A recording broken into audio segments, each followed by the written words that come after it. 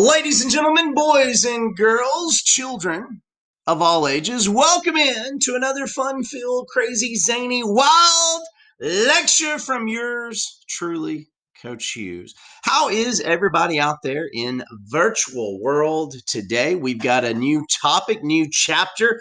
All can be found in Canvas under module. So that's where you need to be looking. In fact, today's topic, ancient Egypt, is in my top 3 of all-time favorite categories as far as topics in ancient world history. I like ancient Greece. I like ancient Rome and the Roman empires. But I also love ancient Egypt. I mean, who doesn't want to learn about the Egyptians? You've got the pyramids, the Valley of the Kings. You've got Rome, spelled R-E, the Egyptian sun god. You've got Hape, the Nile River god, just causes Hape. You've got mummification, and you have the Egyptian Book of the Dead. Yeah. I'm still working on my evil genius laugh. I've been watching a lot of Phineas and Ferb lately, so that's why. Shall we jump into the topic of ancient Egypt today? So, one of the first things that I always want to talk about when we jump into a new topic is a little bit of geography. I know.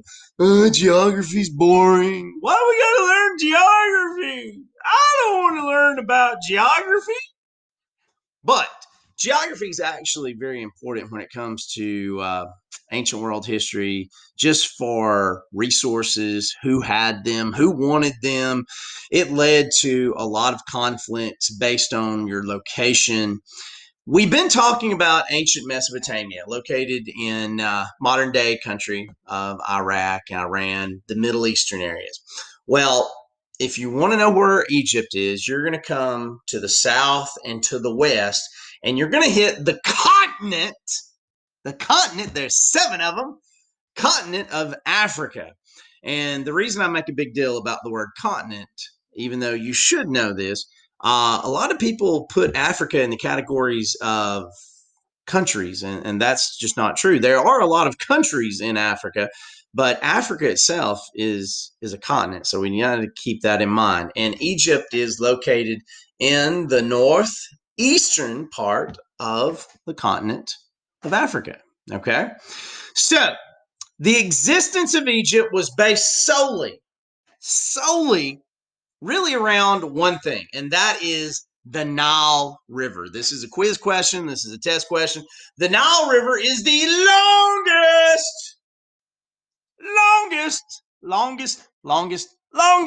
longest river in the entire world, about 4,000 miles long.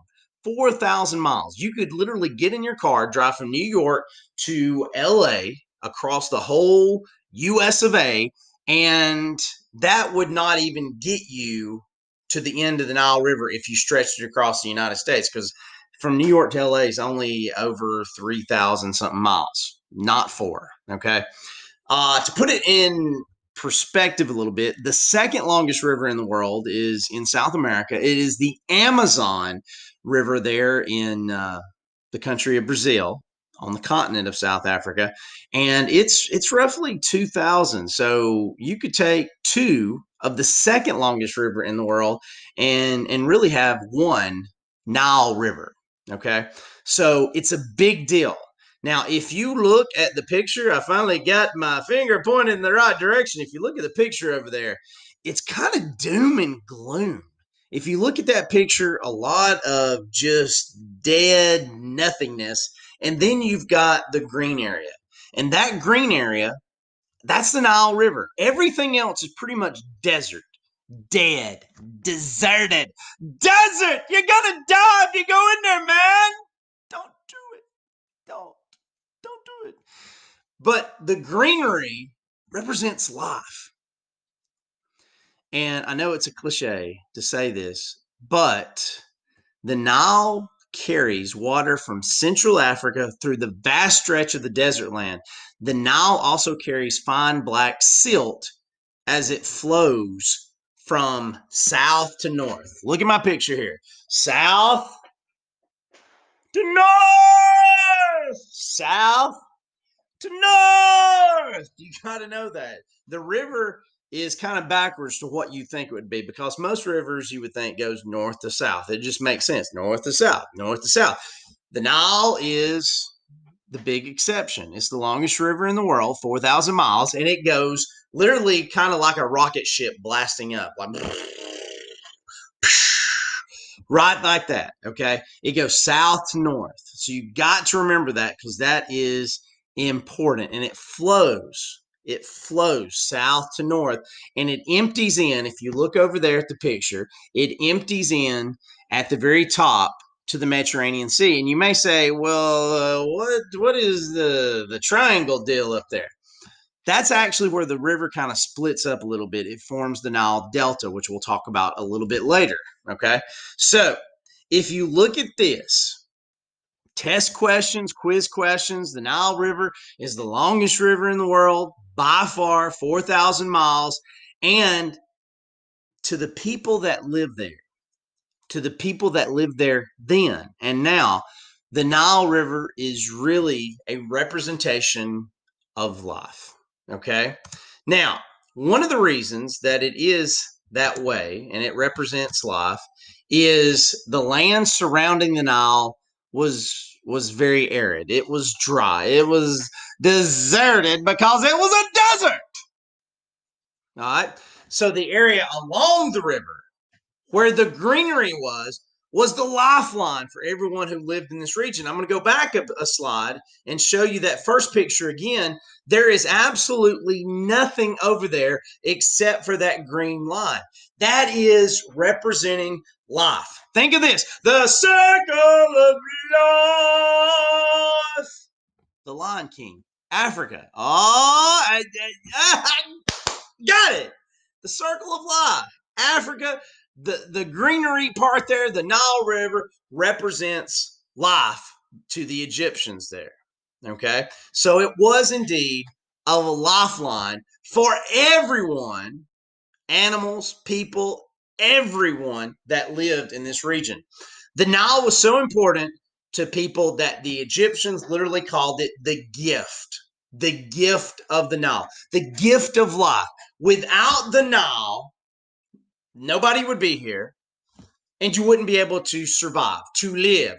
To live and survive, it would not happen in this region. So the Nile has a lot of functionability. Okay. Speaking of functionability, the Egyptians used the Nile for a lot of things, for many things. Circle F, remember F. They used the river water to drink, to clean, to farm, to even cook meals with. They ate fish from the river. Now, as you can imagine, if you have a lot of people in a compacted area along the river, okay, and they are drinking from the river, they are cleaning from the river, they're farming, they're cooking, they're doing a lot of things. But in the back of your head, I also want you to remember that they're using it a lot. Okay, they're drinking from it. It's not like sanitary conditions that you would have if you turned your faucet on to get a drink out of the faucet. Not like putting clothes in the washing machine. They're washing their clothes right there in the river. They're taking baths. They're doing the same things that the people of Mesopotamia did to kind of channel the flow of the river into their farmlands, which were right by the Nile River there as well. Think about this. This may be kind of a gross concept that I'm going to present you with here, but keep this in mind in the back of your head. Okay. Let's just go there. How many of you out there in virtual world have ever took a whiz outside? Just raise your hand. I can see you. I can literally see you right now. Wow, there's a lot more females out there than I thought. I thought the guys would be easier in this, but okay. I always get that in the classroom as well. So, so we had a lot of people said they still in 2020 they occasionally take a whiz outside. And Okay, there you go. We've got all this plumbing and still people taking whizzes outside. There you go. Now, how many of you keep your hand up? Have you ever taken a whiz in a stream, a creek, a river? Hmm. So, not many hands went down there. Okay. So, let's do a little thinking here. It is plausible that some of the Egyptians probably took a whiz themselves in the Nile River. And remember, it's flowing south to north, south to north. Okay. So if we've got somebody taking a whiz way down here in the south in the Nile River, all of that's going to flow to the north. Well, as the flow of the river continues, you may have somebody doing laundry right there, scrubbing out, getting their clothes clean, making it smell all minty, fresh, and clean. They had kind of plants to do that. Remember, to make their clothes and themselves kind of like deodorant to make it all smell. But they would clean their clothes, hand clean the clothes, get all the grit, grime, gritty things out of their clothes. So you got somebody whizzing. That's moving up. You got somebody uh, doing laundry. And then as the flow is moving from the south to the north, you've got somebody channeling water. Some of that water is channeling to the farmlands. And while the farmer is farming, we might have somebody fishing there, catching fish, cleaning fish and all the grossness that comes with cleaning fish, if you ever clean fish, right there on the banks of the Nile, all the blood, all the guts, all the unused scales, everything from cleaning the fish going back in the Nile River, still flowing south to north, south to north, south to north. Okay. And then you might have another person upstream take some water and cook with it. Now they would arguably be using fire to cook with, so that would be boiling out a lot of the toxins and pollutions that may already be in the river there. And then finally, right before the triangle, the delta area flowing south to north, south to north. Remember that, south to north. Okay, you've got me, and I am. Oh, it's hot out here, thirsty. You take a big drink. Oh, that's good water. Splash your face with it. How healthy is this? Keep that in the back of your mind because you've got people taking whizzes in the river. You got people cleaning their underoos in the river, their clothes. You got people farming and cutting up and fishing and cooking and eventually drinking this water. Okay. So keep in the back of your mind how healthy this is and could sickness arrive. I want you to keep that in the back of your head. Okay. Now, Egypt has several natural borders to protect it. If we were doing essay questions, which we're not doing any essay questions yet, this would be a major topic and essay discussion here. Okay. Egypt has several natural borders to protect it. Actually, four is the number, the magic number that we'll be talking about today.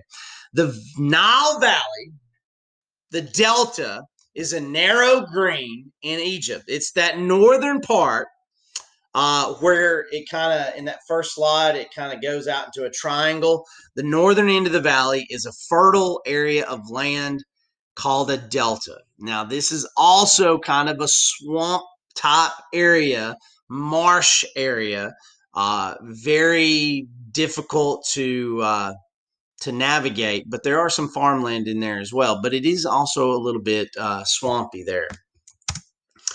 The Sahara Desert is the largest desert in the world. Okay. And it lies west. Okay. It lies west of the Nile Valley, largest desert in the world. In fact, if you took all of the sand in the Sahara Desert, it would fill up all of the lower 48 United States, not counting Hawaii or Alaska. So you could fill up all of that with the desert. Okay, that's how big it is. The eastern desert lies to the east, and what are we going to call that? Eastern desert? Yeah, let's do that. And then the cataracts or steep rapids mark the southern border of Egypt. Okay. All of these borders, A, B, C, D, test questions, quiz questions. You got to know this. Okay. Now, I'm going to do a little demonstration here for you. I would do this in class with you if you were here. But let's say that Egypt is pretty well protected. It has natural borders. It makes invasion by another group of people very, very difficult to get into Egypt to take it over. Now, if you look on the screen here, these are kind of the natural borders as I set them up. Okay, you got the word Egypt. That's where Egypt is. It's right there in the middle. Okay, to the north, you've got the triangle, the green area, the fertile land, the swampland, the marshes. To the south, you've got wild cataracts. That's rapids, man. Rapids. You ever been water rafting? That's kind of like it. To the east, you have the appropriately named Eastern Desert. And then over on the western side, over there on the western side, you have the largest desert in all the world, the Sahara Desert. Okay. So, or some people actually call it the Western Desert too. So keep that in mind. Okay. So let's try to advise a plan to conquer. Yeah. Still working on my evil laugh. To conquer Egypt. Okay. All right. So I'm going to be a general from another nation. Okay. We could say the Assyrians. I always like the Assyrians, all the way back from chapter 1, 2, and 3. All right. So let's say that we wanted to invade Egypt. Okay. And sometimes people outthink themselves. And here's what we're going to do. All right, listen. I've got an idea. And I'm going to pretend to be a general now. Okay. I've got an idea. Here's what we're going to do. I'm drawing this up on the board here. That's what you see. That's what I've drawn up right there. Okay. Wow. We're going to invade Egypt. They have a lot of riches. We're going to take them over and we're going to rule the world. Yeah. So, the question begs how to do this.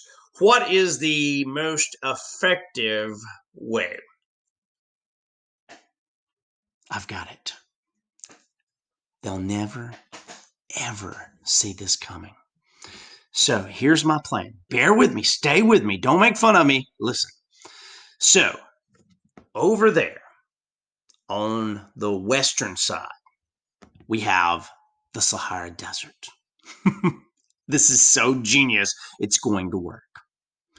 We have the Sahara Desert. And here's what we're going to do.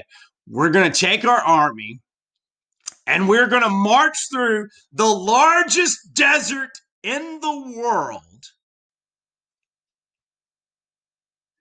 Surprise!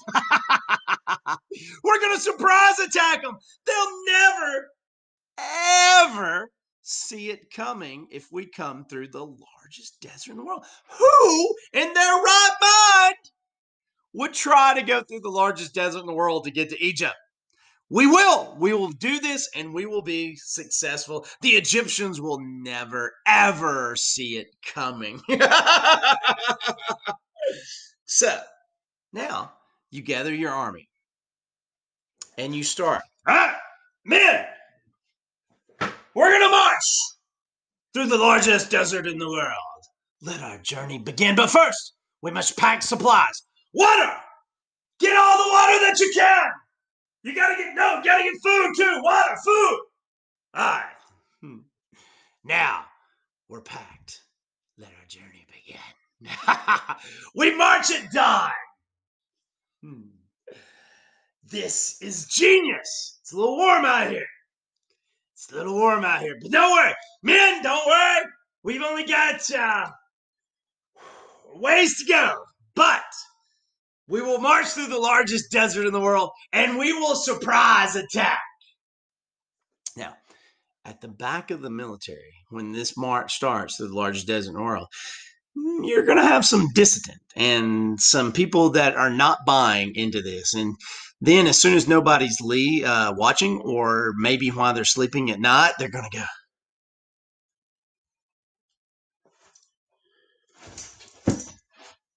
You're going to have people start bailing on you. And then here's when it really hits home. When you're running out of water and your troops are running out of water, and then you have people stealing water. Hey! Who took my water? Did you take my water? Don't. Ah! Ah! Ah! Ah!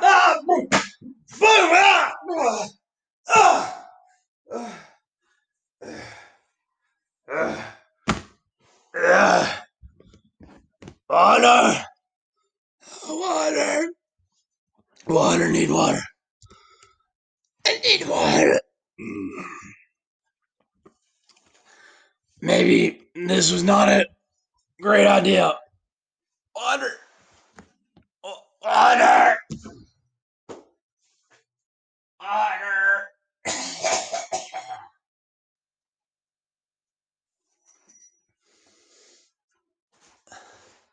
So, put an X through the deserts, because you're not going to march through the deserts. That is probably not going to be a grand idea in the scale of things. So, you're exiting out the Sahara Desert and then the Eastern Desert. Desert is not the way to go with a military with thousands of men trying to march, possibly to do a surprise attack. So now you only have the northern and southern border. So here's what we've got. If you are trying to come up with a plan of action, and you're looking at this, I've got it. Here's what we'll do. We'll just pull our boats up there at the top of the Mediterranean Sea. The current is moving south to north, so we really can't just take our boats in. That's going to be difficult to do. So we're just going to march in. Okay, we're going to take thousands of men. We're going to march through this swampy delta area, and we're going to invade Egypt from the north. This is going to work. Brains. All right. So they get in their boats and they go right there to the top of northeastern Africa, the continent. And their men on board, they get off their boats and they start marching. We're gonna invade Egypt, do-da, do-da. But here's the thing. How many of you have ever played in the mud? How many of you have ever got stuck in the mud? And I'm talking about when you step, there's suction in there, and you can't even, you pull your foot right out of your shoe, man. My foot. Or how many of you have literally had to take your hands and grab your thigh and jerk to try to pull your shoe out? Can you imagine troops? Can you imagine troops getting stuck in this marshy delta mud and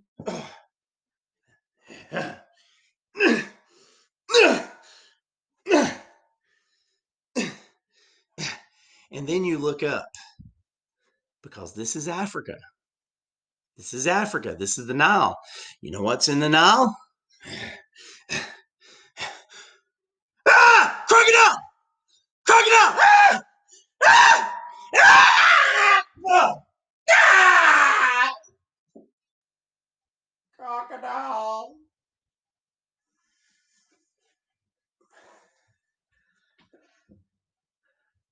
Crocodiles. You know what the difference between a crocodile and an alligator is? Their snout. The crocodiles have, I think, a wider, bigger snout than alligators. Alligators more commonly found in Florida. Now, deserts, not going to work. Eastern Desert, Sahara Desert, the Delta, the marshes, no, no, no, no, no. So, the only other option is the cataracts. Why did I think of this? We'll go down, we'll ride in our boats, and we will cruise in to Egypt, kind of like on chariots, and we will use our bow and arrows. It's a surprise attack. They'll never, ever see it coming. Here's the thing. Do you think in the ancient world swimming lessons were readily available? Nope. Could people swim? Yeah. Majority of people didn't know how to swim though. And that includes the military men. Okay? So when you're asking them to load into boats, how many of you have ever been whitewater rafting before? It's fun. Well, sort of, depending on where you go whitewater rafting. In Egypt, it was rocky cliffs. That's why they couldn't get along and just walk along the outer riverbanks going in and leading into Egypt. Okay. And then what makes the water turn into cataracts or rapids is there's rocks and sharp rocks that make the flow of the river that way, that kind of rough water rafting it is. Okay. So can you imagine an army loading into boats? Can't swim. Ah! Let's go! Into Egypt! This is quite simple. This is easy. We should invade people like this all the time. If you've ever been whitewater rafting, the first thing that you notice in the distance is, hey, you hear that? What is that?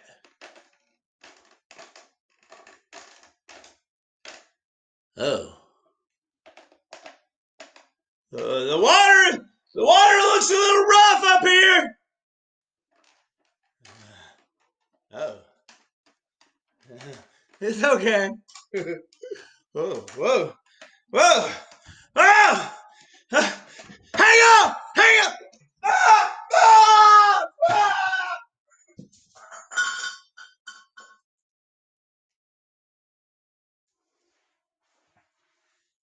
The Egyptian army, the lookouts on the river. Hey! We got something! They dead! They all dead! That's what the Egyptians saw when people tried to ride the rapids in.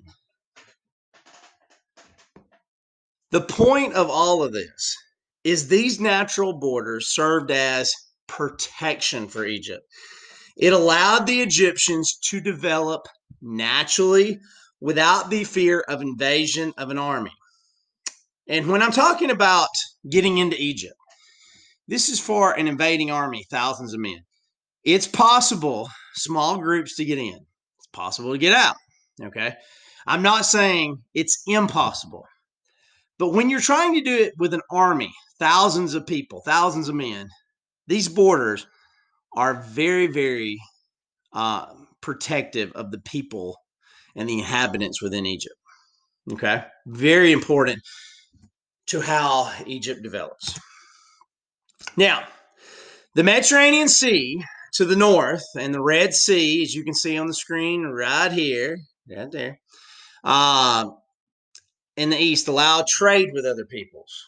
It was a lot easy if you were in Egypt to get on a boat and flow south to north out the Mediterranean Sea. Okay. And then the Red Sea and beyond to trade with people. And then within Egypt, people traveled on the Nile and traded with each other, no problem, within Egypt. And it was easier to get out through the flow of the river, south to north, to go from inside Egypt out the Delta and into the Mediterranean Sea and possibly the Red Sea to trade.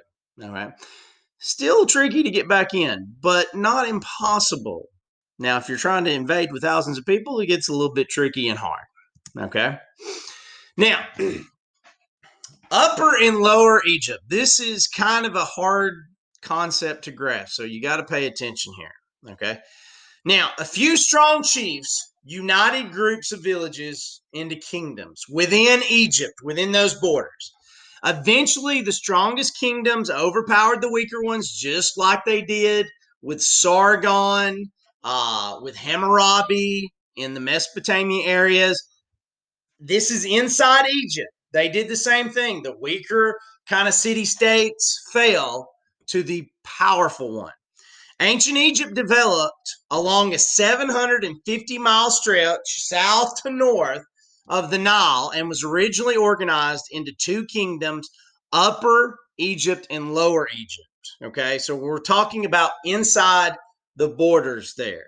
Okay, now you need to understand where Upper and Lower Egypt are located. Okay, so if you look on this map right here, okay, Circle C, put a star by it. You need to know this. Upper Egypt was located upriver in relation to the Nile's flow. Remember, Nile south to north, bottom to top, south to north. Okay. Lower Egypt was in the northern region and was located down river. Okay. So if you look right there at the delta where the river splits, that is Lower Egypt because that is where the river empties in to the Mediterranean Sea, south to north. That is the lower part of the Nile River. So all of this up here at the delta is considered Lower Egypt. Okay. Now, if you look down right there, okay, Upper Egypt is at the upper part of the river because the flow is going south to north, south to north. So Upper Egypt is down there, okay? Because that is the upper part of the river, and this is the lower part of the river. And it all has to do with the flow, south to north, south to north. If you don't understand that, you're not going to understand a lot of the concepts, okay?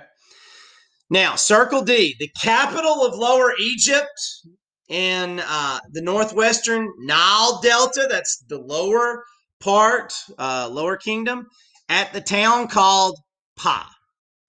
The capital city of Upper Egypt, down there, okay, was called Niken, and it was located on the west bank of the Nile, okay? So you've got to understand where geography-wise that these areas were located.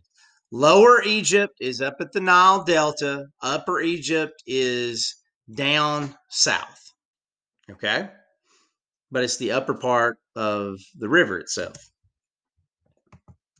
All right. Now, around 3100 BC, Menes, the king of Upper Egypt, invaded Lower Egypt, kind of like a Sargon type story. But when he was there, it's kind of like a Disney movie. He kind of falls in love with a princess there, and he comes up with a plan.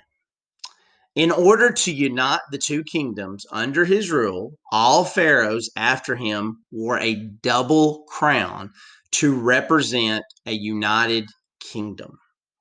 Menes was the first pharaoh, which literally means ruler of a great house, circle G.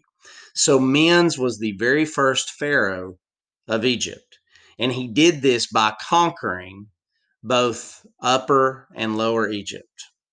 and he was the king of Upper Egypt. He invaded Lower Egypt. He fell in love. I'm surprised Disney hadn't made a movie about this with a princess there, and they united the kingdoms by marrying. Men's also started the Egyptian dynasty. Circle H. Test question. Test question. Quiz question. Put my face out of the way over here. All right. So, he also started the first Egyptian dynasty, or series of rulers from the same family. It passed on from father to son to grandson, and so forth. He also was responsible for building a new capital city at Memphis, which became a popular cultural center. His dynasty ruled for nearly 200 years until the next dynasty started. All right. And finally, where am I going to put my face? I'll just put it up here. Finally, ancient Egypt was ruled by 31 dynasties. That is a quiz. That is a test question that historians have grouped into 3 time periods: old, middle, and new. And we've got 3 more lectures, so I guess you kind of figure out what we're going to be talking about. We're going to talk about the Old Kingdom, we're going to talk about the Middle Kingdom, and we're going to talk about the New Kingdom. Okay? So, don't worry about that. Those were essay questions. Don't worry about that. We're not going to do essay questions just yet. All right, ladies and gentlemen. So that is a good starting point to ancient Egypt. Hopefully you learned something today. You are going to have a quiz on section 1. Check in Canvas under modules for that quiz, and all the information that I kind of spent a lot of time on, including the borders, you need to know for the test. Okay? Questions or comments, feel free to email me, rhughes@madison.k12.al.us. Have a good day. Hope you learned something. And as always, I will always tell you to roll tide.